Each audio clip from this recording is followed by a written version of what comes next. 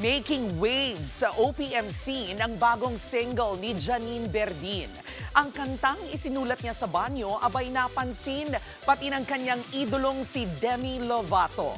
Nasa frontline ng balitang yan, si News 5 Entertainment Correspondent Von Belinar. Emosyonal si Janine Berdin bagong exclusive interview ng News 5 sa kanya.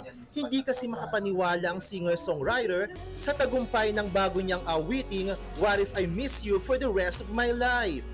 Para kay Janine, unti-unti na niyang nakukuha ang fruits of her labor sa loob ng halos isang dekada sa OPM.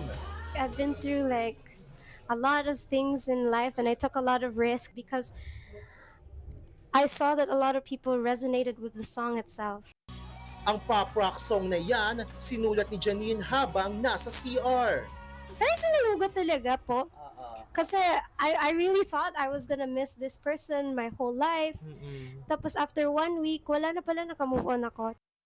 At from hugot to international recognition nga ang What If I Miss You for the Rest of My Life na pinuri lang naman ng iba't ibang international artists katulad ni Demi Lovato, Doechii, Lauren Jauregui at iba pa.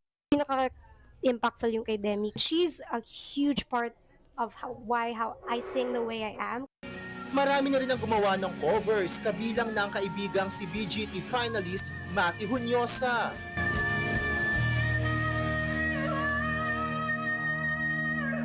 Bukod sa What If I Miss You for the Rest of My Life, abala rin si Janine bilang boses sa official anthem ng Mobile Legends Philippines na Palag Na To.